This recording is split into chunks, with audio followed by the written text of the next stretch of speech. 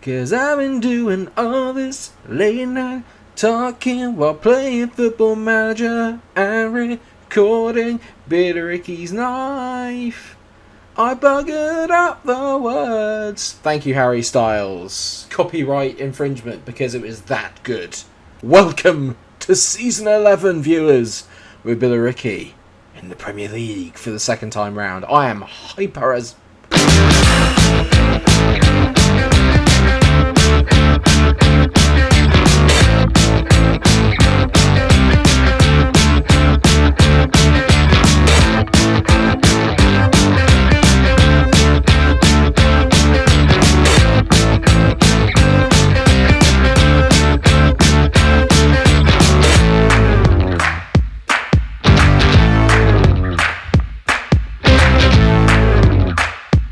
And the reason, dear viewers, is this. Look at that green. Look at it. It's been a brilliant start to the season. Obviously, from where we finished off last time, as we all know, we managed to survive in the Premier League last year by finishing 14th this year. We're still predicted to finish bottom of the table, but the odds have shortened from 2001 to 1001. We're still ranked bottom, but don't worry, because I've made signings. Plenty of them. We've even managed to replace Fernando Luis. Get excited. So shall we start with the outs? First up, Barry McDonnell. The thing is, I look at his attributes and you think, God, he's actually a Premier League player. He's really not. He's just not good enough. 12 appearances last year, 0 goals. 6.44 overall, not good enough. Sent him off to Luton, sent him for £1 million, which means that we made a loss on him. And he's got 3 goals in 5 games. So, cheers, Bazza. Much appreciated, mate. His overall rating is still terrible at 6.78, though. This one stings a little bit, and that is the sale of Mikero. 25 years old, internationally capped for Nigeria. Was absolutely god-awful for us last year. I say god-awful. He played 23 games and played at 6.73. He stayed with us for 5 seasons. The first time I buy him permanently... And he's awful. Every year before that, he was brilliant. I think the step up for him was just a bit too much. He's been sold to CSK Moscow for £4.3 million. So probably if you take into account the wages that we paid for him, we'd probably just around about broken even in terms of where his actual valuation would be on a balance sheet. I've been watching a lot of Simon Jordan on TalkSport, so I know about balance sheets now. Either way, it hurts because he was a brilliant servant, a massive part of getting us to where we are now. But just wasn't quite at the Premier League standard required. Too many mistakes. This one will please you, Graham Gebby, Mr. Disaster Class himself. He is gone. He went to Aberdeen. We sold for 1.2 million. Considering we got him on a free, we've obviously just made loads of money on him, which is great. Yeah, that's all I have to say. Last year, 6.24. Come on now. This one's a bit painful. Yuta Suzuki, he is gone. So I drove him out. Oh, funny. But yeah, a bit gut about Yuta Suzuki because he was very good, but just wasn't getting in the first team. We bought him for 350k. We sold him for 12 million. You can tell again, 6.58 played out last year. Just not good enough. Just not good enough. Fortunately, Krasnodar came in, £12 million. It was too much to turn down. He is gone, and now he's playing wonderfully. Cheers, Yuta. I do love him, though. He was great. Ben-John Baptiste has gone for £7 million to West Ham. That was a bit gutting as well. But the biggest one, and this is going to catch a few of you out, I did mention it at the end of last episode, that is the sale of Owen Nolan. He has gone to Norwich, and I feel like I didn't quite get the amount that I wanted for him. £14 million. You look at his goals conceded record last year and you go, God, that's awful. He played at 6.95. They conceded over 2 goals a game. That's how good he was for us. But I've made that decision. I decided to cash in on him because I found that we've got better options. And I'm going to quickly run you through the rest of the outs because there's a couple of ones that you're probably going to be semi-interested in. Then we'll get on to the ins, which is, let's face it, what we're all here for. So you can see here, Flacadore, if you even remember him, bought him in last year, terrible. He's gone, and Nato has gone, as well as Kane Wilson, who has gone out on loan to Southend. That one's a bit of a stinger as well, because he's not a bad player. He's been with us for around about 3 years or so. Played very well, even last year. 2 assists and 11 appearances at 6.77. Isn't bad for a player of his sort of level. not really what we needed. He is now back at Southend, probably at the round about the right level for him. We have made 13 new signings. You won't know any of them because all of them are new gens or regens. So there's no point in kind of hiding the names and this, that, and the other. Let's get on to them, and I'll try and go cheapest to most expensive. All right. So I'll start with Lucas from Southampton. He's on loan. Okay, so technically he's not costing us anything, and he really isn't. I think he's a pretty decent signing, to be fair. He played quite well for Southampton last year. The goal return's not brilliant. If you look at it here, he's only, he's played 23 games for Saints and only scored 3 goals, and that's like 1 a season. Okay, but last year, he only played 4 games for them. In those 4 games, though, he played at 7, and he played against us and played really well. I remember him coming off the bench and doing a lot of damage. So I think that this guy could be very good. He's a left winger, which was a position that I needed to strengthen. Obviously, with Ben Baptiste leaving, needed to get another able body in. He's pretty good physically, very, very good technically. Mentals could use a little bit of work, but solid overall. I might as well tell you that Nick Cooper has now joined officially for the club for 9.25 million, which I think is an absolute steal for a guy of this quality. He is also now our vice captain. Another player that I brought in on loan, and I think is going to be exceptional for us, is Pavlin Penkov. Great name in it, let's not lie. On loan from Arsenal, he's replaced Fernando Luis. I loaned Fernando Luis from Arsenal. I loaned Yuta Suzuki from Arsenal. I've now loaned Pavlin Penkov from Arsenal. And you can see why. He's a forward, and he can also play on the right. Don't think he suits the winger role because he's not very quick. He's 6'8" with these physicals and these technicals. His mentals are pretty decent as well in the right areas. He's 6'8". With the crossing and the way that we play, swinging the ball in, he's going to get a lot of goals. He's yet to actually make an appearance for the club. So get excited because that means that I've got someone even better up front at the moment. Moving on to the actual signings. Welcome, James Prendergast. That's going to get difficult to say. Hopefully you won't have to play too much. I've literally put him in as full-back cover. He can play left-back, he can play right-back. Billericay, he's obviously terrible, but I'm hoping that he won't have to step in too much. That's all I can say. This one's a pretty decent one. Jeff Maskell. He's not going to be our number 1 goalkeeper. That is obviously going over to Papa Henson. This boy could be pretty good. Signed him from City, even though he's Trent Chelsea, for 425k. Looks like a decent backup, nothing more than that. Also helps with the English quota, which is good. And this, my friends, could be bargain of the entire series, or maybe the window at least.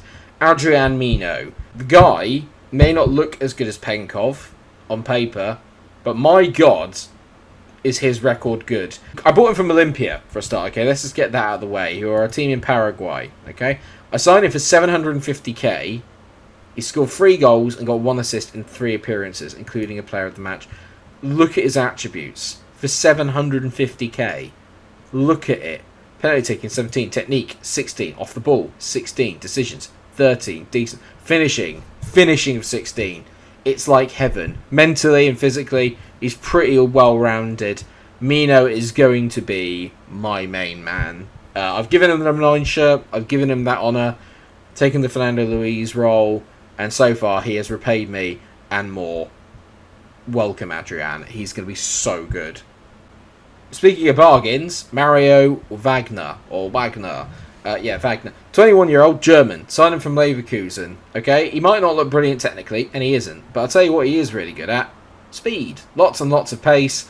Lots and lots of decent deliveries. And actually, he plays very much above his station. As you can tell here, played for Kaiserslautern in Bundesliga 2. Got 9 goals, 2 assists for a winger. Not bad. For us so far, he's got 1 goal, 1 assist. I'm literally using him for pace, down the wing, cross it in. That's literally all he's there for. But he's played over and above that, playing at 7.1 at the moment. He's playing really, really well. We've still got a few more signings to go. Let's start with Pablo Romero. £5.5 million I bought for Pablo Romero. He is currently, though, on loan at Preston. I don't really know why. I can recall him, so if we are struggling a little bit in that midfield area, which is an area I really wanted to strengthen this year, I saw a couple of comments in the comment section, funnily enough, that's where else would they be, saying that dominating the midfield is actually a really important area to get into. Couldn't agree more. That's what I brought him in for. Long term, he's only 19 years old, Argentinian, really, really good, £5.5 million. He's got all the attributes to be a sensational footballer. He'll return next year, or maybe even in January, and we'll see where we are with him. But he looks brilliant. Another player that costs £5.5 million is Ian Dawson, another Englishman. I say, yeah, he is. I thought he might be Welsh because we bought him from Cardiff. He's here for the ball-winning midfielder position. So if you like, he's the natural successor to Suzuki. He's really good in the areas that he needs to be, but really crap at everything else. Okay, so I believe we've got 3 players left, and these are all really, really big guns. Paolo Marcello. Now, where do I start with Paolo Marcello? I told you I wanted to get that midfield section sorted, right? He is one of the ways to do that. Look at him and tell me he's not flipping brilliant. I forked out for him £13.5 million. Physically, he's pretty decent. He's relatively tall, 5'11", which I think is pretty decent for a midfielder. The mentals are very, very good. The teamwork, the vision, the determination, the aggression of 18. The work rate could use a bit of work, but not too bad. 17 technique is good. 15 passing is very good as well. Tackling of 9, not great. He usually likes to play a bit more as a deep line playmaker. Isn't a role I normally use, so I'm trying to teach him to play the attacking playmaker one, which I think he's got all the attributes to do. Natural fitness as well of 18 means he can be the kind of box-to-box one, which the advanced playmaker sort of plays like for me. I think he's going to be really, really good for me. He's 24 years old, was capped at under 20 level for Brazilian, so the potential is there. So we're on to the final 2, and this guy... I mean, we've had a few bargains, but this guy may just take the cake. Leandro Junco, or Junco. I have no idea how you pronounce it. You guys tell me down in the comment section. I think Junco is probably a good way of doing it, but then because he's Argentinian, I don't know if it works like that. Either way, he's 5'6", he's tiny, alright? But look at his attributes, man. Look at his attributes and tell me he's not brilliant. Forget the jumping reach, we don't need him to jump, okay? He is the Mazzala role that we've got playing at the moment, as far as I'm aware, and he is thriving in it. Like, absolutely thriving in it. Because he is playing an 8.03, 3 goals, 1 assist, 2 man of the matches, and that will tell you everything you need to know there. I bought him for 2.7 million. I bought that for 2.7 million pounds. He is only going to get better. Look at his valuation. I'm paying him a fair amount in terms of wages. I needed to because there was competition to get him from Stuttgart, but I got him in, and my God, am I happy that I did. He looks incredible. The flair, the vision, the technique. Oh, he's so good. So good. I cannot wait to show you him in live game. Probably not today's game because we're playing United, but in another game, this guy is going to be... Going forward, we're building the team around him, as well as this man. We knew it was going to happen. I sold a Mikero, I sold Graham Gebby, I needed a centre-back, I got Edgar. Look how good this man is. 6'5", with these attributes. Look at the physicals, look at the mentals. It's so good. Look at his heading at 16, tackling at 15, marking at 13 isn't great. The rest of it brilliant. Could do maybe being a little bit more aggressive, but I look at him as the kind of calm, composed centre-back. Cooper's also the enforcer. We've got 3 really, really good Premier League quality centre-backs now. We've got Wolbers, we've got Cooper, and the standout one is our Edgar. He is our Virgil van Dijk, our Ruben Diaz, our Harry Maguire. Wait, no, not him. £20 million. He is the biggest signing, a club record signing, but rightly so. And you can tell he's played at 7.37 so far. He's been absolutely phenomenal. Phenomenal. So with all that, I've still actually got £6.5 million left in the kitty with 57k in terms of wages. That might be something I use in January. Obviously the finances are still good, which they are at the moment, and they're going to keep increasing. I might be able to get a bit more in the January to keep us going, okay? The idea is for us to still stay up. At the moment, we're on course for that, and you can tell that we're beginning to sort of paste teams now.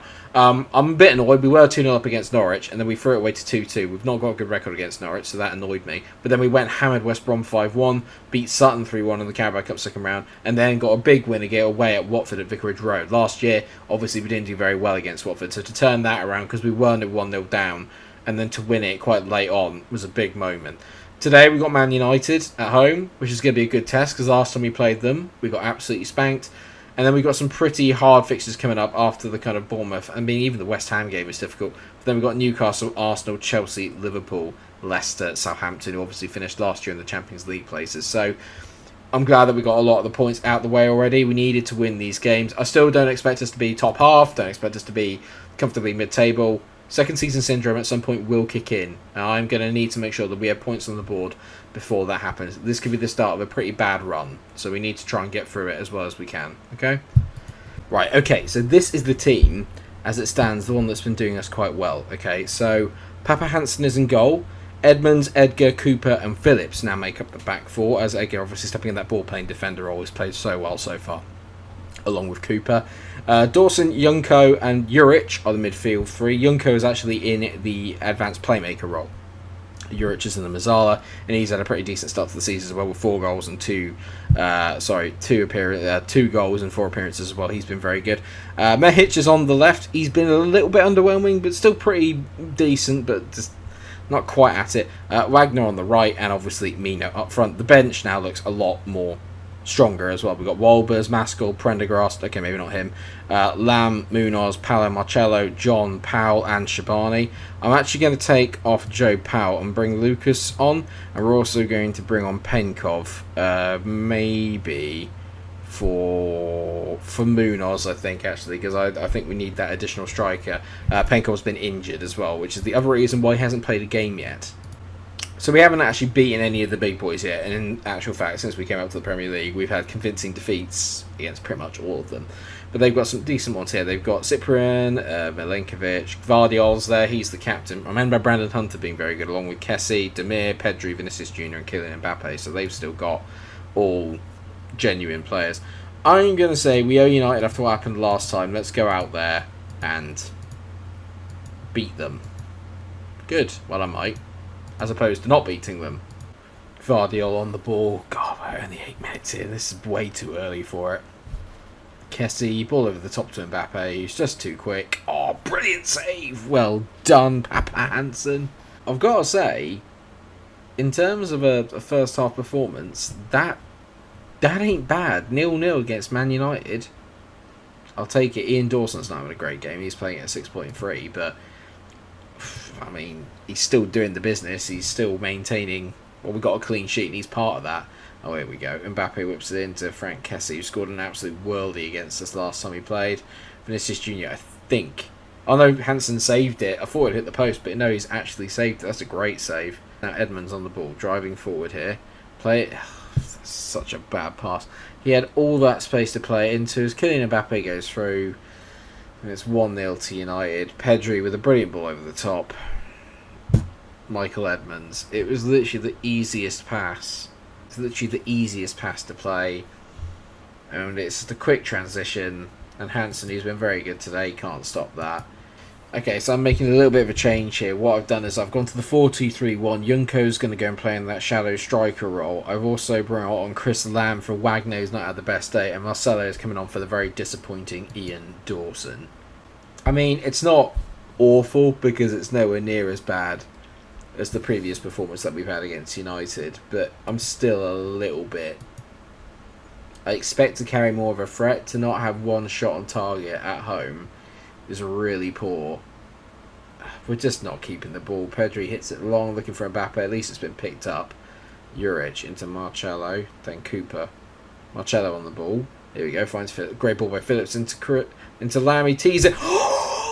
It's an own goal. It's an own goal by Josko Gvardiol. Brilliant play by Lamb. I bring him on. That blistering pace has done the trick here. It's a lovely ball by Marcello, and Phillips and Lamb have a good understanding. Great ball over the top. Lamb does the right thing, trying to cut it back to the middle for Mino, and it's just squeezed in at that near post. That's a big goal. I mean, we are literally just over maybe 5 minutes away from a really, really big result here. Getting a draw against United 1-1 is a massive, massive result for us. It means that we'll be undefeated in our first 4 games of the season. I think we're going to do it. 4 minutes out on time. We're into the third of it. I think we've done it. But it's lucky. It's a snatch and grab. They had 19 shots, 7 off the target.